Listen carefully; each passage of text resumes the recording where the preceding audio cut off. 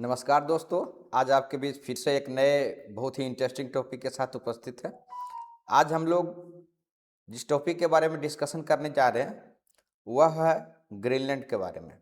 आपको पता है कि रिसेंटली अमेरिकन राष्ट्रपति डोनाल्ड ट्रंप के द्वारा यह स्टेटमेंट दिया गया कि हम इजी तरीके से या हार्ड तरीके से किसी भी तरीके से ग्रीनलैंड को हम अचीव करेंगे। ठीक है, तो ये बहुत बड़ा स्टेटमेंट है कि अमेरिकन राष्ट्रपति के द्वारा यह स्टेटमेंट दिया गया है। पूर्व में जब इस तरीके का स्टेटमेंट दिया जा रहा था तो उसको आप कह सकते हैं कि सीरियसली उस तरीके से नहीं देखा जा रहा था। लेकिन जब से वेनेजुएला का इंसिडेंट हुआ है, आपको पता है कि वेनेजुएला में किस तरीके से अमेरिकन फोर्सेस के द्वारा जो है वहाँ पर जो वेनेजुएला के राष्ट्रपति हैं उनको जो है सीज किया गया और उनको अमेरिका ले जाया गया। इसके बाद से जो वर्ल्ड कम्युनिटी है इसके मन में एक अलग तरीके का भय है ग्रीनलैंड को लेके। स्पेशली ग्रीनलैंड के जो लोग हैं उनमें आप कह सकते हैं कि अमेरिका को लेके वेरियस तरीके के एप्रीहेंशंस है। इसमें जो डेनमार्क है उनके जो प्राइम मिनिस्टर है उनका भी बयान आया है, ठीक है, जो इस आप कह सकते हैं कि कंडेम किए हैं और उनका कहना है कि ये डेनमार्क का सोवरेनिटी का वायलेशन है। लेकिन इस टॉपिक के हम लोग डीप में जाएं उसके पहले ग्रीनलैंड है कहाँ, वो ग्रीनलैंड क्या है, तो इसके बारे में थोड़ा सा बेसिक जानकारी हम लोग रख लेते हैं। अगर आप देखिए मैप में, अगर आप देखिए ग्रीनलैंड को, तो ग्रीनलैंड जो है आपका पूरे दुनिया का सबसे बड़ा आइलैंड है। ठीक है, तो आप समझ सकते हैं कि इसका जो साइज है एक विशाल साइज है। इसका साइज लगभग अगर है तो इंडिया का लगभग 2/3 साइज का है। यानी आप समझ सकते हैं इंडिया कितना बड़ा कंट्री है और उसका लगभग 66% के अराउंड जो है जो साइज है उतना है एरिया वाइज। ठीक है, लेकिन अगर वहीं दूसरी तरफ अगर इसके पॉपुलेशन की बात करें तो मात्र आपको अराउंड जो है 57,000 के अराउंड पॉपुलेशन मिलेगा। यानी इतना बड़ा एरिया जो है पर मात्र इतने लोग रह रहे हैं, तो इसका सर्टेन कारण होंगे। इसका कारण यह है कि यहाँ जो भी लोग रह रहे हैं वो कोस्टल एरियाज में ही रह रहे हैं, क्योंकि जो इनलैंड एरिया है यहाँ पर आप कह सकते हैं कि बर्फ है, ठीक है, आइस है। ठीक है, तो उसके कारण ये क्या है कि जो भी पॉपुलेशन है कोस्टल एरिया में ही आपको मिलेगा।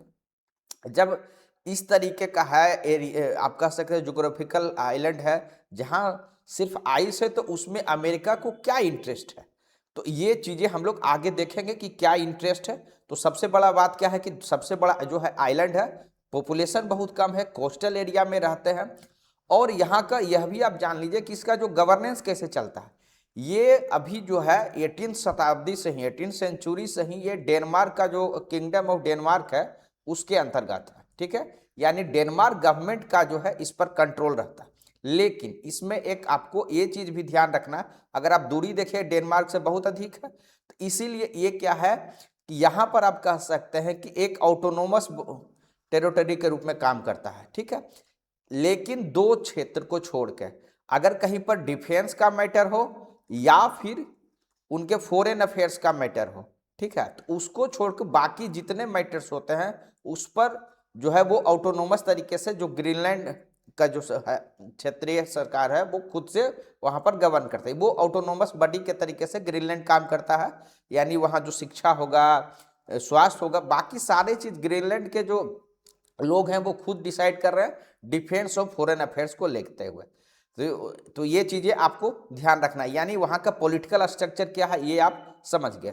अगर हम लोग लोकेशन वाइज अगर हम देखें कि इसका लोकेशन कहाँ पर है, तो आप देखिए इसका लोकेशन बहुत ही इंपॉर्टेंट है। ये मेजर काउज है कि आप कह सकते हैं वेरियस जो ग्लोबल पावर्स है उनके बीच के आप कह सकते हैं कि मेजर सेंटर पॉइंट का। ये देखिए ऊपर में आप देखिएगा कि जो है आपका आर्कटिक सी है, नीचे जो है आपका अटलांटिक सी है, इसके बीच का एरिया है। साथ ही जो है इस साइड में अगर आप जाइएगा तो नॉर्वेजियन सी है, नीचे अटलांटिक सी है, यहाँ पर आपको जो है ये आपको नॉर्थ सी देखने को मिलेगा। तो ये लोकेशन आपका बहुत इंपॉर्टेंट हो जाता है। आर्कटिक सी और जो अटलांटिक सी है इसके बीच का ये आप कह सकते हैं ये लोकेटेड है। तो लोकेशन आप देख लिए आर्कटिक सी और अटलांटिक सी के बीच का है।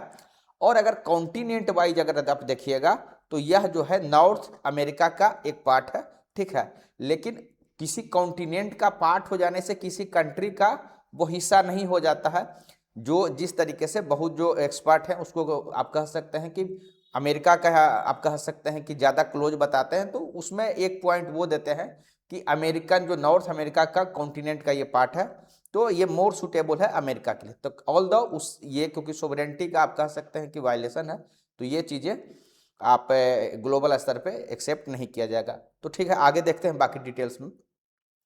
नेक्स्ट कहते हैं कि ये जो है आपका अभी न्यूज में क्यों आया है, क्यों है। अभी देखिए हो क्या रहा है ना कि क्लाइमेट चेंज के कारण यहाँ आप कह सकते हैं बहुत सारे आइस जो है मेल्ट हो रहे हैं। जैसे जैसे वो मेल्ट हो रहा है वहाँ पर यह पता चल रहा है कि उसके नीचे बहुत सारे रेयर अर्थ मेटल्स हैं, ठीक है, प्लस जो है वेरियस मेटल्स, अन्य तरीके के भी मेटल्स है, प्लस जो है वहाँ तेल और नेचुरल गैस के भी रिजर्व मिल है, यानी मिनरल रिसोर्सेस भी हैं और तेल के भी रिजर्व मिले हैं। तो इसके कारण आप कह सकते हैं कि पूरा जो ग्लोबल ऑर्डर्स है उनका ध्यान इस तरफ गया है। साथ ही ट्रेड रूट्स भी ओपन हो रहे हैं, क्योंकि पूर्व में जहां पर कि आइस के कारण शिपिंग नहीं हो पाता था वहां भी अब पॉसिबल हो सकेगा फ्यूचर में। इसको लेके अमेरिका भी अलर्ट है, ठीक है। तो ये चीज़ें अभी हम लोग देखें बहुत ही जूम इन करके, अब धीरे धीरे हम लोग इसको थोड़ा और विस्तृत रूप से स्टडी करते हैं। अब देखिए जैसे ये ग्रीनलैंड है, हम लोग इस चीज़ को स्टडी किए कि जो जिस तरीके से बर्फ जो है पिघल रहा है उससे वहाँ पर जो रिसोर्सेस है या रूट्स है वो ओपन हो रहे हैं। उसी तरीके से रसिया का क्या है कि एक मिलिट्री आप एक्सपेंशन भी इस क्षेत्र में देखने को मिल रहा है। देखिए इसका अगर आप देखिएगा रसिया और यूएसए के बारे में अगर आप देखिएगा क्यों डरता है अमेरिका, क्यों डरता है रसिया के, देखिए इसका अगर आप हिस्ट्री देखिएगा तो वर्ल्ड वार से जाता है। वर्ल्ड वार के समय जो ग्यूएक एरिया जिसको बोलते हैं, यानी कि इसको मैप पे आप दिखाता है आपको,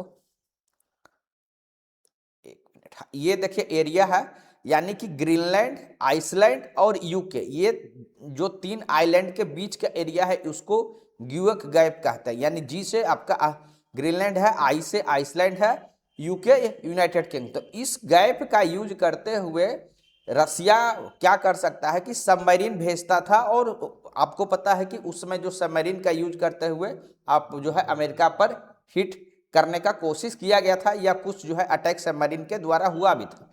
रिसेंट में ऐसा न्यूज है कि रसिया के द्वारा इस तरीके के जो आप कह सकते हैं सबमरीन को डेवलप किया जा रहा है कि जो क्रिटिकल सीबेड इंफ्रास्ट्रक्चर है उसको डिटेक्ट कर सकता है, साथ ही डैमेज कर सकता है। तो आप इसके लिए अमेरिका आप कह सकते हैं कि एप्रीहेंसिव है रसिया का जो मिलिट्री एक्सपेंशन है उसको लेते हुए, ठीक है। वहीं चाइना क्या कर रहा है, क्योंकि देखिए चाइना एशिया साइड का कंट्री है, अगर उसको यूरोप से ट्रेड करना है, क्योंकि आप अगर देखिए अगर रसिया के ऊपर अगर आप देखिएगा तो वहाँ क्या हो रहा था कि आइस रहने के कारण वो ट्रेड रूट्स ओपन नहीं हो रहे थे। लेकिन जैसे जैसे क्लाइमेट चेंज हुआ है उसके कारण जो है वो आप कह सकते हैं रूट ओपन होगा, तो एक पोलर सिल्क रोड इनिशिएटिव जो है चाइना के द्वारा किया जा रहा है। इसके कारण होगा क्या कि एशिया और यूरोप के बीच की जो दूरी है लगभग 40% कम हो जाएगा, यानी आप इंपोर्ट सस्ता हो जाएगा, ट्रांसपोर्टेशन कॉस्ट सस्ते हो जाएंगे। तो चाइना इसका आप कह सकते हैं कि एक एडवांटेज जो है चाइना के द्वारा लिया जा सकता है। ये सारे स्थिति के कारण हुआ क्या है कि जो बहुत ही शांतिपूर्ण एरिया था, एक जोन ऑफ पीस के रूप में था, वह क्षेत्र जो है एक तरीके से ग्लोबल पावर के बीच का कंपटीशन का एरिया बन गया है, और उसका सेंटर पॉइंट अगर आप देखिएगा, ईपी सेंटर अगर आप देखिएगा तो ग्रीनलैंड बन रहा है, ठीक है। अब देखते हैं थोड़ा सा आपको यूएसए के बारे में और आपको बताते हैं कि क्या ये जो डोनाल्ड ट्रंप है इनके द्वारा ये फर्स्ट तरीके का इस तरीके का इनोवेशन किया गया कि हम जो है ग्रीनलैंड को परचेज करेंगे, नहीं। इसका रूट भी आपको हिस्ट्री में मिलेगा। वहां पर होता क्या है कि वर्ल्ड वार में के समय आपको पता है वर्ल्ड वार सेकेंड के समय क्या हुआ था, हिटलर जो है डेनमार्क को अपने कंट्रोल कब्जे में ले लेता है, ठीक है, यानी उस पर कब्जा कर लेता है, एनेक्स करता है। तो डेनमार्क का ही पार्ट जो है आपका जैसा बताया कि आपका ग्रीनलैंड है। तो उस समय अमेरिका के द्वारा यह जो है वहां पर मिलिट्री बेस एस्टेब्लिश करते हुए, या उस समय जो है आप ग्रीनलैंड को कह सकते हैं सुरक्षा प्रदान किया, ठीक है। अब जब ये वर्ल्ड वार खत्म हुआ 1945 में जब खत्म होता है, तो अमेरिका के द्वारा यह प्रस्ताव दिया जाता है 1946 में कि ग्रीनलैंड को हम परचेज करेंगे, लेकिन उस समय इसको रिजेक्ट कर दिया गया। उसके बाद में भी एक दो अटेम्प्ट और भी जो प्रेसिडेंट है उनके द्वारा इस तरीके के प्रयास किए गए, लेकिन सफल नहीं हुआ है। अब 1946 के बाद क्या हुआ कि 1951 में एक एग्रीमेंट होता है, उसको बोलते हैं डेनमार्क के साथ का डेनमार्क एग्रीमेंट। उसके तहत अमेरिका क्या कर सकता है कि ग्रीनलैंड के ऊपर वो मिलिट्री बेस एस्टेब्लिश कर सकता है। ठीक है, तो यह अधिकार जो है अमेरिका को ग्रीनलैंड के साथ जो 1951 का एग्रीमेंट है उसके द्वारा दे दिया गया। और उसी के तहत अमेरिका के द्वारा तब से जो है थाले जो है वहाँ मिलिट्री बेस एस्टेब्लिश्ड है। और इस जो प्रोविजंस है उसके तहत अभी भी अमेरिका अगर अपने मिलिट्री बेस को अगर बढ़ाना चाहता है, एक्सपेंड करना चाहता है, तो वह अभी भी कर सकता है। तो ये चीजें हम लोग देख रहे हैं। लेकिन अमेरिका खरीदना क्यों चाहता है इतना? अगर वो मिलिट्री बेस को अभी वो भी बढ़ा सकता है, तो अगर सुरक्षा की बातें हैं तो अभी भी अपने मिलिट्री बेस को वो बढ़ा सकता है, उसमें कहीं भी रिस्ट्रिक्शंस नहीं है। ठीक है, तो उसके हम लोग कारण जो है बारी बारी से देखेंगे कि अमेरिका का उसके बारे में क्या कहना है। तो शॉर्ट में जो आपका इशू है उसमें 3-4 इशू है जो अमेरिकन इंटरेस्ट को कहता। फर्स्ट है स्ट्रेटेजिक व मिलिट्री, सेकंड जो वहाँ क्रिटिकल सोर्स का जो सिक्योरिटी है उसके बारे में, और जो वहाँ पर नया जो सी लेन बनेगा क्योंकि ट्रेड रूट्स ओपन होंगे उस पर वो भी रूल बेस्ड रहे, कंट्रोल तरीके से रहे, अमेरिका भी वहाँ पर लीड करे, तो उन चीज़ों को लेके है। प्लस जो साइंटिफिक रिसर्च जो है उस पर आपका वो भी लीड करे, क्योंकि जो पोलर आइसेस है वो क्लाइमेट चेंज के स्टडी के लिए बहुत इंपॉर्टेंट है, तो उसमें भी ये करे। प्लस कुछ पर्सनल काउज भी हैं, जैसे डोनाल्ड ट्रंप का आप जब देखिएगा, अगर जब से वो प्रेसिडेंट बने तब से वो एक उनका स्लोगन रहा था अमेरिका फर्स्ट है। ठीक है, ये अमेरिका को फिर से जो है आप कह सकते हैं पूरे वर्ल्ड का सबसे बड़ा मिलिट्री पावर, इकोनॉमिक पावर जो है वो बनाना चाहते हैं। और इनका पर्सनल एम्बिशन है, जैसे आप देखते होंगे कि इनका इंटरेस्ट है कि नोबेल प्राइज मिले, इसके लिए जो है रसिया यूक्रेन वार को स्टॉप कराना चाह रहे हैं। उसी तरीके से वेरियस इंडिया पाकिस्तान का हुआ, उसमें जो है आप कह सकते हैं कि क्रेडिट लेने का प्रयास किया गया। तो उनका प्रयास है कि हमको पर्सनली या तो नोबेल प्राइज के रूप में हमको जो है अवार्डेड हो। अब प्लस जो पूर्व के जो राष्ट्रपति थे, जो बहुत ताकतवर राष्ट्रपति थे, उसमें मेरा काउंट हो। प्लस यह जो आइलैंड है आपका ग्रीनलैंड जो है, अभी तक का अमेरिका अगर इसको एक्वायर करता है या परचेज करता है तो सबसे बड़ा टेरिटोरियल एक्सपेंशन होगा। पूर्व में अमेरिका के द्वारा जो है और भी टेरिटोरियल एक्सपेंशन कह सकते हैं, जैसे जब से अमेरिका बना है तो मैक्सिको से कैलिफोर्निया और टेक्सास जैसे एरिया को प्लस कुछ अन्य एरिया को अपने कंट्रोल में लिया था मैक्सिको से। उसी तरीके से पूर्व में आपको पता है कि अलास्का भी जो है रसिया से परचेज किया गया है। उसी तरीके से फ्रांस से लुसियाना भी आपको परचेज किया गया है। तो यानी अमेरिका ये फर्स्ट टाइम नहीं है, जो भी राष्ट्रपति के द्वारा ये अटेम्प्ट किया गया उनसे इनको अपने आप को आप कह सकते हैं कि इक्वली या मोर इफेक्टिव प्रेसिडेंट के रूप में भी प्रोजेक्ट करने का कोशिश है। तो ये इनका पर्सनल एम्बिशन भी है, और ताकि इतना बड़ा आइलैंड या इतना बड़ा टेरिटोरियल एक्सपेंशन किसी के द्वारा पूर्व में नहीं किया गया, तो वो चीज। प्लस एक चीज और है, इनका वह इंटरेस्ट है, जैसे एक कंसेप्ट चलता है मुनरो डॉक्ट्रिन, उसके तहत ये था कि अमेरिका जो है लैटिन अमेरिका का जो है, यानी उसमें अमेरिका किसी भी यूरोपियन कंट्री का इंटरफेरेंस नहीं बर्दाश्त करेगा। उसी तरीके से यूरोप अपना यूरोपियन जो कंट्री है वहां तक सीमित रहे। ठीक है, अब उसी को वर्तमान समय में ड्रूनो डॉक्ट्रिन भी कुछ लोग कहते हैं। तो उसके तहत है कि जो नॉर्थ अमेरिका के जो कंट्री हैं या लैटिन अमेरिका के जो कंट्री है वो ज्यादा इंपोर्टेंट हो गए हैं अमेरिका के लिए बशर्ते कि यूरोप का। ठीक है, इसी कारण इवन कि नाटो का मेंबर होते हुए उस तरीके का ये आप कह सकते हैं एनेक्स करने का बात कर रहे हैं, या आप फिर जो उसको परचेज करने की बात कह रहे हैं। तो ठीक है, ये सारी बातें हैं, बस आगे बढ़ते हैं हम लोग पॉइंट वाइज। तो सबसे पहले इसको देखते हैं कि किस तरीके से सेफ्टी सिक्योरिटी के लिए कैसे इंपॉर्टेंट है। अब देखिए जो यहाँ पर एयरबेस है, ठीक है, जो यहाँ पर जैसे थूले एयरबेस है, यहाँ पर क्या करता है कि 3-4 तरीके का चीज है इस आइलैंड पे। सबसे पहले हम लोग देखते हैं जो बैलिस्टिक मिसाइल का वार्निंग सिस्टम। मान लिया रसिया के द्वारा अगर किसी तरीके का बैलिस्टिक मिसाइल अगर लॉन्च किया जाता है तो ये पहले वहां वार्न कर देगा, यानी अमेरिका तो यहाँ से अब जो दूरी है, यानी कि पहले वो वार्न हो जाएगा और उस अनुसार से जो है इंटरसेप्ट जो भी मिसाइल लॉन्च होंगे उनको इजीली किया जा सकता है, उनको सूचना जल्दी मिल सकता है, ज़्यादा तैयार हो रह सकता है अमेरिका। तो ये पहला इशू है।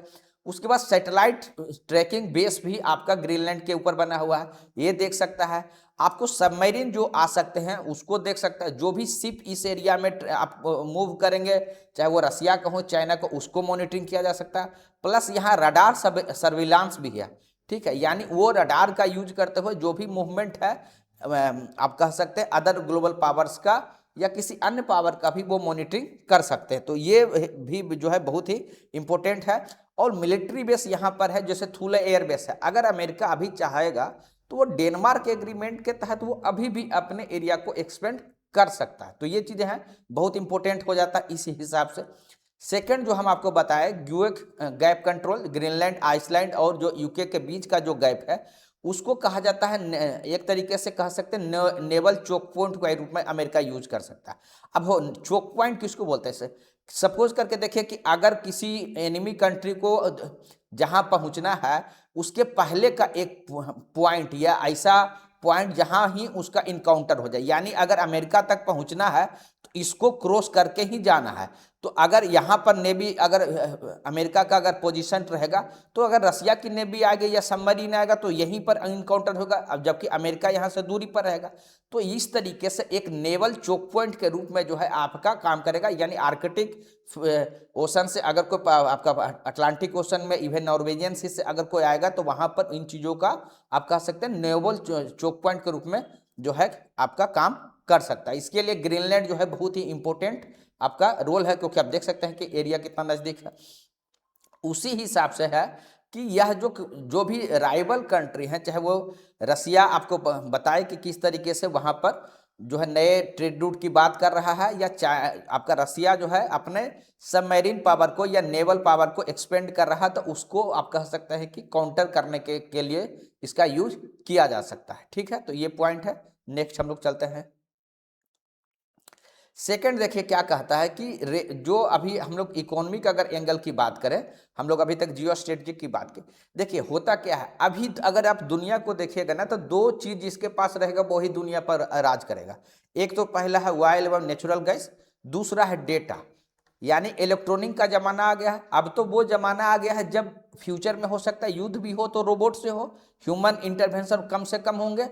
तो जब ये युग जो है इलेक्ट्रॉनिक का हो चुका है, रोबोटिक्स वहां पर है, आर्टिफिशियल इंटेलिजेंस है, इंटरनेट ऑफ थिंग्स है, वहां पर आपका जो भी चिप्स बनते हैं, जो भी इक्विपमेंट बनेगा, उसमें रेयर अर्थ मेटल का जो है बहुत बड़ा रोल है, यानी उन रेयर अर्थ मेटल का यूज किया जाता है। अब यहाँ पर देखिए संजोग का क्या बात है कि चाइना के पास जो है 80%, जितना अर्थ पर आपका 80% जो रेयर अर्थ मेटल है वो आपका चाइना के पास, यानी दुनिया के जो भी नेशन है, इवन अमेरिका भी रेयर अर्थ मेटल के लिए चाइना पर डिपेंडेंट है। अब चाइना और अमेरिका का क्या रिलेशन है आपको पता है, और दो चीजें इंपॉर्टेंट है, ऑयल और प्लस जो है आपका डेटा। डेटा अगर करना है तो रेयर अर्थ मेटल चाहिए और ये चाइना के पास है। तो यहां पर अगर अमेरिका को यह पता चला है, यह जानकारी है कि ग्रीनलैंड के पास पूरे दुनिया का लगभग 10 से 20% रिजर्व वहां पर है, तो ये अमेरिका के लिए आप कह सकते हैं कि बहुत अमेरिका उस हिसाब से देख रहा है कि यहाँ पर इकोनॉमिक बेनिफिट बहुत ज़्यादा है। तो फर्स्ट है कि ग्रीनलैंड का जो पोटेंशियल है पूरे दुनिया का 10 से 20% है, उस हिसाब से इसका यूज जो मॉडर्न जितने टेक्नोलॉजी है, चाहे वो इलेक्ट्रिक व्हीकल हो, सेमीकंडक्टर्स हो या मॉडर्न जो आपका डिफेंस सिस्टम हो, सारे में यूज होता है। तो ये आपका इंपॉर्टेंट है। उसी तरीके से स्ट्रेटजिक आप कह सकते हैं इंपेरेटिव है। मान के चलिए कि अगर चाइना और यूएसए का कल के डेट में वार हो जाता है या कॉन्फ्लिक्ट बढ़ जाता है, चाइना अमेरिका को रेयर अर्थ मेटल देने से मना करता है, तो यूएसए के पास एक ऑप्शन रहेगा कि वो उसका अपना रिसोर्स डाइवर्सिफिकेशन है वो ग्रीनलैंड से को उस रूप में देख रहा है कि हम वहां से प्राप्त कर लेंगे, यानी जो सप्लाई चेन है वो आप कह सकते हैं कि सिक्योर करना चाह रहा है। ठीक है, और चाइना पर जो उसका डिपेंडेंसी है उसको कम करना चाह रहा है।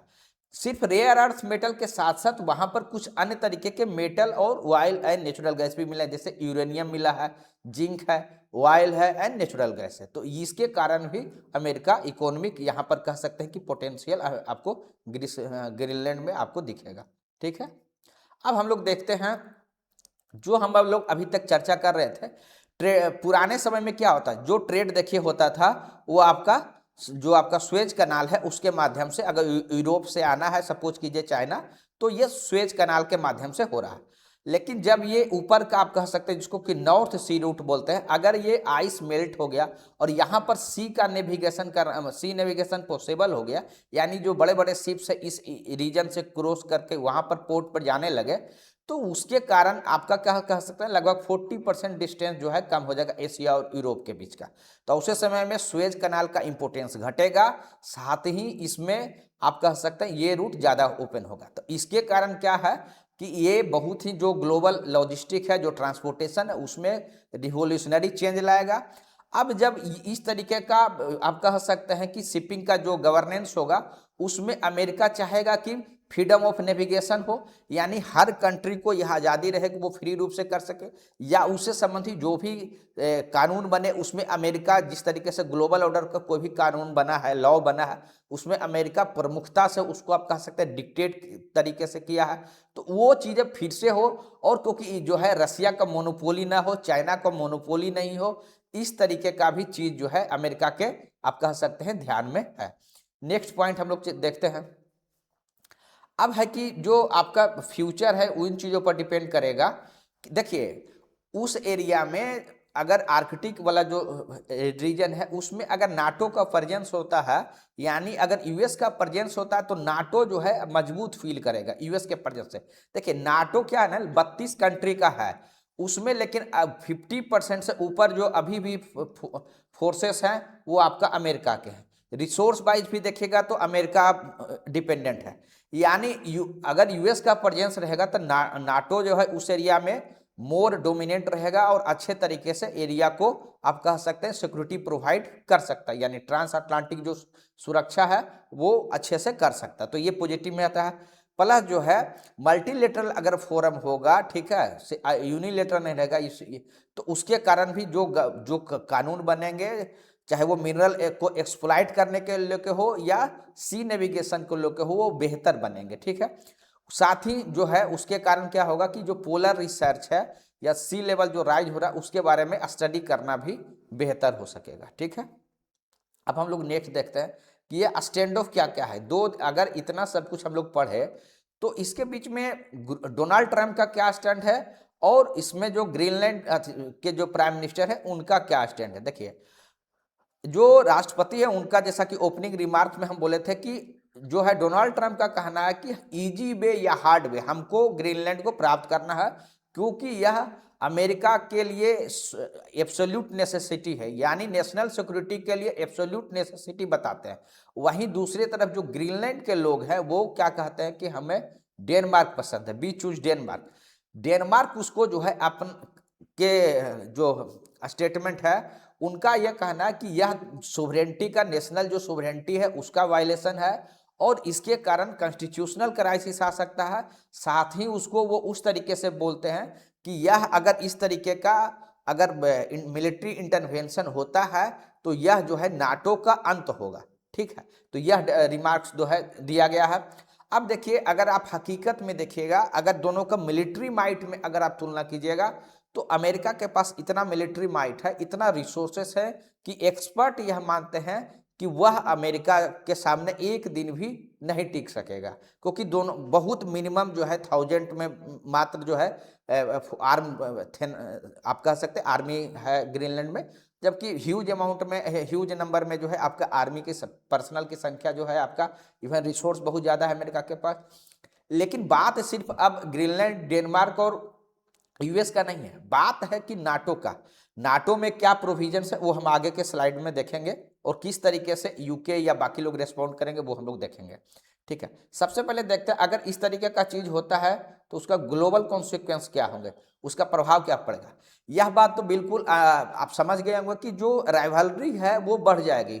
अगर यूएसए इस तरीके का चीज करेगा तो रसिया और चाइना भी अपने तरीके से जो है रिटेलिएट करेंगे, प्लस जो है इसके कारण क्या होगा ना, मिलिट्रीजाइजेशन आपका बढ़ जाएगा। ठीक है, इस पर सब लोग जो है आर्म फोर्सेस पे खर्चा बढ़ जाएगा, मिलिट्री जो इक्विपमेंट्स है उस पर खर्चा बढ़ जाएगा, और उस तरीके का इवेंट जो है आपका, जैसे यूक्रेन को हो सकता है रसिया अपने एनेक्स कर ले, वियतनाम को चाइना एनेक्स कर ले, तो इस तरीके की चीजें जो है बढ़ सकती हैं।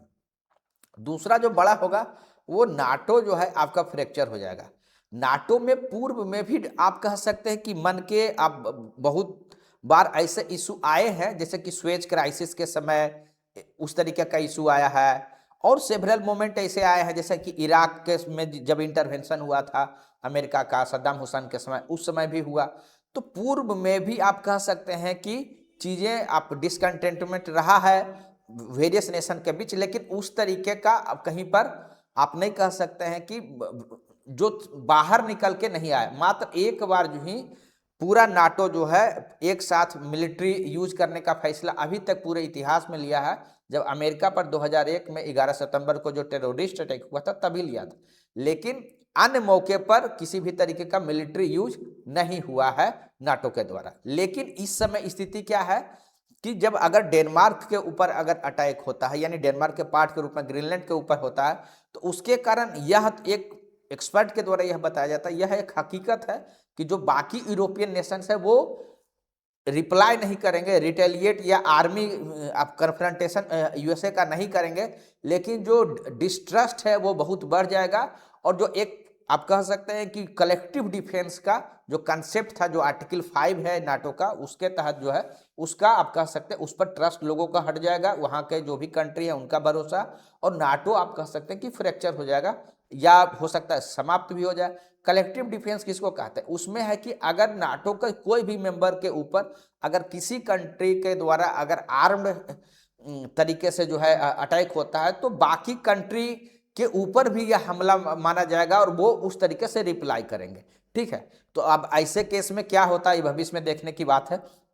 लेकिन एक और जो निगेटिव है वो है जो इंटरनेशनल लॉ है, जो उसमें यह इंटरनेशनल जो लॉ बेस्ड ऑर्डर है उसमें यह है कि सोवरेंटी का, टेरिटोरियल जो सोवरेंटी है उसका रेस्पेक्ट करने की बात कहा जाता है, जो इंडिजिनस लोग होते हैं उनके राइट की बात की जाती है, और रूल बेस्ड ऑर्डर की बात की जाती है। लेकिन अगर अमेरिका के द्वारा इस तरीके का स्टेप उठाया जाता है तो इन सारे चीज़ों का आप कह सकते हैं कि चैलेंज होगा। ठीक है, अब हम लोग देखते हैं कि ये सारे स्थिति तो ठीक है, इंडिया का क्या है इसमें, इंडिया किस हिसाब से देखता है और इंडिया अपने आप को किस पोजीशन में रखता है, क्योंकि हम लोगों के लिए इंपॉर्टेंट है इंडिया का, बाकी तो ग्लोबल स्तर पर जो हो रहा है वो हो ही रहा। यहाँ देखिए, अगर हम लोग स्ट्रेटजिक एंड जियोपॉलिटिकल एंगल से अगर हम देखें तो इंडिया जो है बैलेंस्ड स्थापित किया है। जैसे इंडिया जो है क्वाड का मेंबर है, जिसमें कि आपका ऑस्ट्रेलिया और जो है यूएसए पार्टनर है, वहीं जो है रसिया के साथ भी जो है आपका एनर्जी पार्टनर है। ठीक है, इंडिया जो है आपका मल्टीपोलर ऑर्डर की बात करता है। मल्टीपोलर वर्ड मतलब दुनिया में पावर जो है एक जगह पर सेंटर नहीं होके जो है मल्टीपल, यानी एक से अधिक से पावर सेंटर रहे जैसे, तो उसको एडवोकेट करता है। तो ये है आपका इंडिया का। उसी तरीके से एनर्जी और इकोनॉमी की अगर बात करें तो देखिए, इंडिया और चाइना के भी रिलेशन बहुत अच्छे नहीं रहते हैं। तो अगर ग्रीनलैंड में उस तरीके का अगर यूएसए का के द्वारा ये किया जाता है तो ये पॉसिबल है कि इंडिया को हो वहाँ पर रेयर अर्थ जो है सप्लाई चेन का हिस्सा बने, और उसको भी एक अल्टरनेटिव भी चाइना का के मतलब आप कह सकते हैं चाइना अगर सप्लाई नहीं करता तो एक अल्टरनेटिव इंडिया के पास अवेलेबल रहेगा। लेकिन रिस्क क्या है, अगर इस तरीके का कोई चीज़ होता है तो ऐसा संभव है कि अगर इवेंट अनफोल्ड होते हैं और कुछ जो है मिलिट्री आप कह सकते हैं कि इंटरवेंशन होता है, तो उस समय में जब कभी भी होता है तो ट्रेड डिस्टर्ब होता है, क्योंकि आपको पता है कि उस समय जो है बहुत सारे चोक पॉइंट्स पर जो है सेना तैनात रहेगा, या फिर जो है जो नेवल शिप्स हैं, वो जो नॉर्मल शिप्स जो ट्रांसपोर्ट में है उनको भी रोका जाता है। तो यानी जो पूरा सैंक्शंस भी बहुत लग सकते हैं। तो ये सारे कारण होता क्या है ना कि आपका वो स्पेशली तेल का जो आप कह सकते हैं प्राइस बढ़ जाता है, और इंडिया क्योंकि लगभग 80% से ऊपर इंपोर्ट करता है तो इंडिया के लिए ये एक रिस्क रहेगा। ठीक है, इन्वायरमेंट के हिसाब से क्या इम्पैक्ट है, देखिए ग्रीनलैंड का जो आइस मेल्ट हो रहा है उसके कारण सी लेवल राइज कर रहा है, और इंडिया का बहुत सारा जो कोस्टल सिटी है उसको खतरा है अगर सी लेवल इसी हिसाब से बढ़ते रहा तो। इंडिया का अभी स्थिति क्या है, जैसे अभी क्या है ना, एक काउंसिल है आर्कटिक काउंसिल, ठीक है। आर्कटिक काउंसिल इसलिए बना गया है कि देखिए आर्कटिक को जो पार्ट है उसको ग्लोबल कॉमन बोला गया है, यानी वो अगर उसमें कुछ मिनरल रिसोर्स निकलेगा तो सारा इसका एडवांटेज को एक कंट्री नहीं लेगा, जो बाकी मेंबर कंट्रीज हैं उनको भी मिलेगा। तो उसको देखने के लिए एक आर्कटिक काउंसिल बना हुआ है, उसके आप कह सकते हैं ऑब्जर्वर मेंबर के रूप में इंडिया अभी आप कह सकते हैं कि ऑब्जर्वर मेंबर है। साथ ही इंडिया वहाँ रिसर्च करने के लिए उनका एक रिसर्च स्टेशन है जिसका नाम आप लोग को पता होगा, हिमाद्री है, ठीक है। तो यानी जो स्टडी है उसके लिए हिसाब से इंडिया का एक जो है स्टेशन वहाँ पर है। अब ऐसे समय में स्थिति है क्या, दो रास्ता बनता है। एक रास्ता वह है जब यूनिलेटरलिज्म का, यूनिलेटरलिज्म आप कह सकते हैं फॉरेन रिलेशन में उसको कहा जाता है जब अमेरिका यानी एक कंट्री दूसरे किसी साथी कंट्री या अन्य कंट्री का परवाह किए हुए एक तरफा डिसीजन लेता है, उसको यूनिलेटरलिज्म कहते हैं। तो अगर अमेरिका इस तरीके का चीज करता है तो उसको क्या होगा, आर्मरेस बढ़ेगा, ठीक है, अलायंसेस ब्रेक होंगे, रिसोर्स का एक्सप्लॉयटेशन अधिक से अधिक हो जाएगा और जियो पॉलिटिकल इनस्टेबिलिटी बढ़ेगा। सारे पॉइंट हम लोग ऊपर में चर्चा कर चुके हैं। लेकिन अगर मल्टीलेटरलिज्म है, यानी जो है एक से अधिक कंट्री जो है डायलॉग के माध्यम से, आर्कटिक काउंसिल के माध्यम से चीज़ों को अगर डील करेंगे तो क्या होगा कि जो गवर्नेंस है वो मजबूत होगा, जो डेवलपमेंट भी होगा वो सस्टेनेबल रहेगा, क्लाइमेट रिसर्च के बारे में बढ़िया आप कह सकते हैं बेहतर स्टडी किया जा सकता है, ग्लोबल स्टेबिलिटी बढ़ेगा। ये सारे पॉइंट ऊपर में चर्चा कर चुके हैं हम। अब है कि ऐसे स्थिति में वे फॉरवर्ड क्या है, क्या किया जाए। तो सबसे पहले हम लोग देखते हैं कि अमेरिका को क्या करना चाहिए, ठीक है।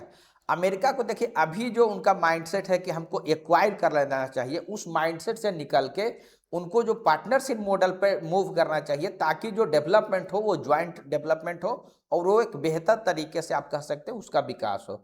साथ ही अमेरिका यह कर सकता है कि इकोनॉमिक इंसेंटिव दे सकता है, ग्रीनलैंड को अधिक से अधिक एड प्रोवाइड कर सकता है ताकि वहाँ जो माइनिंग जो पार्टनरशिप है वो कर सकता है, इंफ्रास्ट्रक्चर बेहतर डेवलप हो सकता है ताकि जो ग्रीनलैंड के लोग हैं उनका बेहतर विकास हो सके, ठीक है।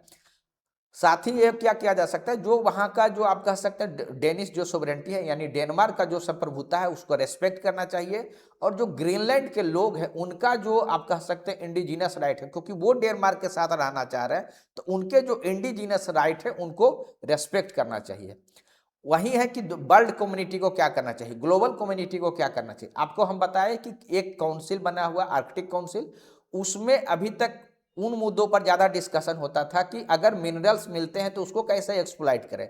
अब इसमें ज़रूरत है कि उसमें सिक्योरिटी से संबंधित भी बात करने का, यानी सुरक्षा संबंधित जो डायलॉग है वो भी किए जाए, क्योंकि डेनमार्क का जो है आप कंट्रोल है उसमें ग्रीनलैंड पर और अमेरिका उसको जो है एनेक्स करने की बात कह रहा। तो यानी आर्कटिक काउंसिल को, ग्लोबल कम्युनिटी को अब इस एंगल से भी बातचीत करने की जरूरत है। उसी तरीके से ये कहा जाता है कि उस एरिया में आर्मनेस ना हो, इसके लिए भी जो है एक क्लियर रूल्स जो है ग्लोबल जो कम्युनिटी है उनको बनाना चाहिए। साथ ही जो रिसर्च है वहाँ पर जिस तरीके से क्लाइमेट चेंज का इफेक्ट हो रहा है उसको स्टडी करने के लिए कोलैबोरेटिव अप्रोच किया जाए, यानी जो भी स्टेशन सब कंट्री के अलग अलग है उसमें भी इंटरेक्शन हो, एक साथ में आए और बेहतर तरीके से स्टडी जो है किया जा सके।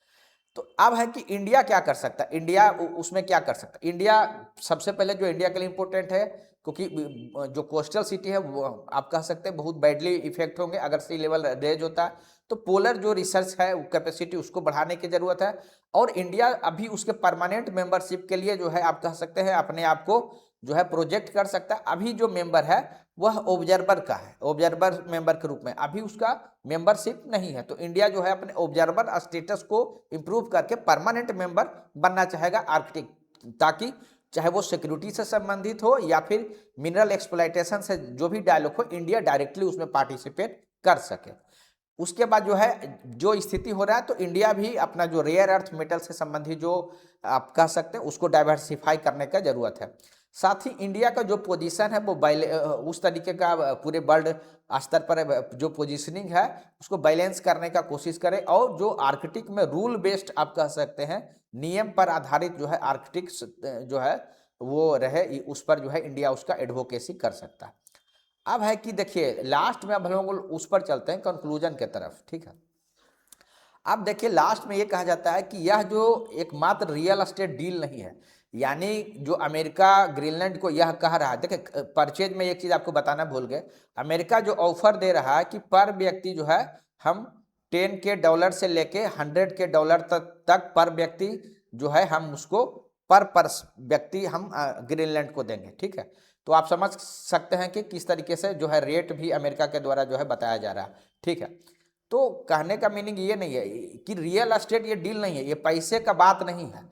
यह जो क्लाइमेट चेंज हुआ है उसके कारण एक तरीके से ये 21वीं शताब्दी में किस तरीके से ग्रेट पावर, ये बड़े बड़े नेशन है, चाहे वो चाइना है, रसिया है, या फिर जो आपका अमेरिका है, इंडिया है, ये इसके बीच का एक बड़ा आप कह सकते हैं कंपटीशन है कि जो ग्लोबल स्तर पर जो भी क्रिटिकल रिसोर्सेस है उसको कंट्रोल कौन करेगा, उसके बीच को लेकर एक फाइट होगा, ठीक है। जैसे पुराने समय में आप देखे होंगे कि टेरिटरी को लेकर जो है इस क्षेत्र पर कब्जा कौन रहेगा उसको लेकर, जैसे वो इंपेरियलिज्म हम लोग पढ़ते हैं कि उसी तरीके से वर्तमान समय में 21वीं शताब्दी में यह बहुत इंपॉर्टेंट, ये आप उसको उस रूप में देखने का जरूरत है कि जो भी क्रिटिकल रिसोर्स है उसके लिए जो ग्लोबल पावर्स है उनके बीच की लड़ाई है, और इसको किस तरीके, इसका फ्यूचर क्या होगा आर्कटिक का, वो उस पर डिपेंड करेगा कि जो मैटर डील होता है क्या वो कोऑपरेशन के माध्यम से हो रहा है या कॉन्फ्लिक्ट के माध्यम से हो रहा है। तो अब चॉइस वर्ल्ड कम्युनिटी के सामने है कि मैटर को कोऑपरेशन के माध्यम से डील किया जाना है या कॉन्फ्लिक्ट के माध्यम से डील किया जाना है, ठीक है। तो बस उम्मीद करते हैं कि ग्रीनलैंड से संबंधित जितना भी आपके न्यूज में अभी चल रहा है मैटर, बहुत ही डिटेल तरीके से हम आपके साथ डिस्कस किए। उम्मीद करेंगे कि आपको ये लेक्चर अच्छा लगा होगा, और अगर आपको ये लेक्चर अच्छा लगा होगा तो काइंडली इस चैनल को लाइक कीजिए, इस वीडियो को लाइक कीजिए, और अधिक से अधिक लोगों के बीच जो है इसको शेयर कीजिए, साथ ही चैनल को सब्सक्राइब कीजिए। तो थैंक यू वेरी मच। अब किसी प्रकार का अगर सजेशंस रहता है तो ज़रूर आप कमेंट बॉक्स में दीजिएगा। Thank you very much.